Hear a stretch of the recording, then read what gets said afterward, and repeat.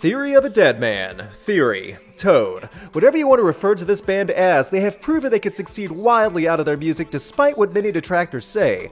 Say Nothing, the group's 7th studio album, is an attempt to dive deeper into the psyche of the band members, specifically Tyler Connolly, along with tackling today's current climate of real-world problems. I'll be referring to this band as Theory for the sake of brevity, and I'll be referring to this album, Say Nothing, as a mess.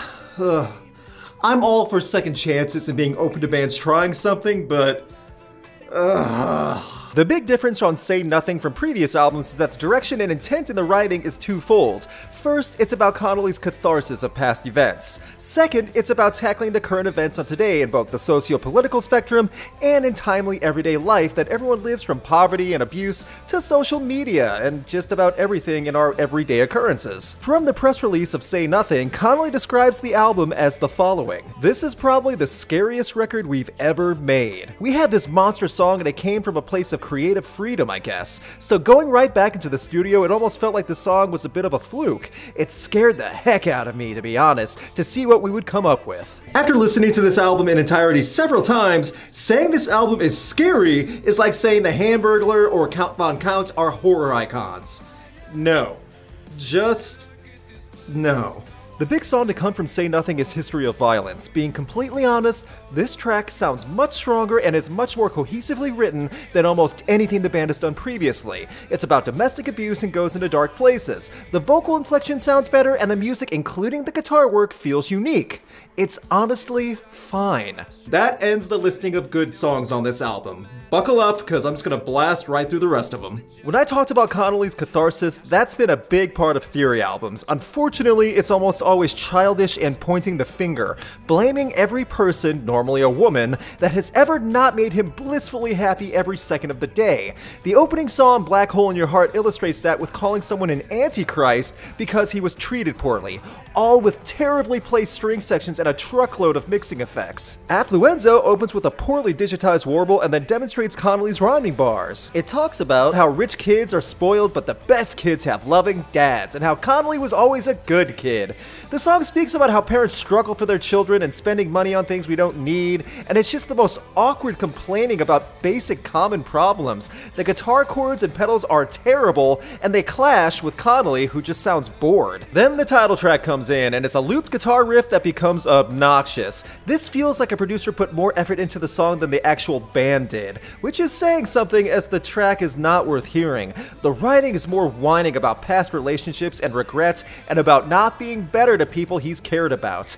It's uncomfortable, but not for the intent designed. It's uncomfortable because the song has more awful string inclusions, along with the repeated complaining and regret. Strangers is where the wheels fall off. This is more proof that the Imagine Dragons style of pre-made digital soundtracks have become a crutch for certain bands. It's a weird adult contemporary feeling, and it clashes even with Theory style. Then there is this miserable breakdown with an attempt at more rhyming bars, and Then we get to a song called Ted Bundy. It's exactly what you think it is. It's Theory's song about a known murderer that highlights the lyric, "I love you to death, but I'm never gonna see you again." I hate everything. The guitar fuzz and the first day of bass lessons bass line is stock, and it's just bare bones. This whole song screams, "Look how edgy we are!" but it's about as edgy as junior high kids in detention. World Keeps Spinning seems like a masterpiece compared to Ted Bundy, but it's still nothing. The problem in this track is the same problem that most Theory songs have. It's the most common, unimaginative music writing, riffs, and rhythms possible. No variety, no real effort. Then it tries to get intense with Connolly saying, "Monkey see, monkey do, monkey me, monkey you." That's not a joke. He sings that as an act of anger and frustration. It'd be adorable if it came from a 5-year-old, but it's from a grown man and it's sad. Quicksand tries to bring in an inspirational background and a one-note piano rhythm. It's the cliche sinking in quicksand, and that's a metaphor for my emotions. Then they retreat into previous territory of drug abuse and living a hard life. More generic, forced angst. Drum machines, automated backgrounds. Connolly sounded like he's phoned this performance in through an actual phone because the audio is starting to suck at this point. Then we get to the longest song on the album with White Boy. And it's about the Charleston Massacre. They actually play news clips of the shooting in the beginning. I assure you that Theory is one of the last bands to try and tackle a tragedy like the Charleston Massacre. Music quality aside, this is as awful as everything else on here, but the fact that they used this shooting to flesh out an album is sickening. This is what they were talking about when it was going to be scary on here. The only thing scary now is how they tried to trivialize a racist shooting. Go back to Canada, Theory. Finally, the album ends with It's All Good. The song has an upbeat rhythm and talks about drinking on a Saturday night. They also use more terms like ASMRing in the track and sings about girls dancing and getting a kiss at midnight. They went from Ted Bundy to genocide to It's All Good. I have to reach when I say this, but at the very least, the tracks are short. Only one track is longer than 4 minutes.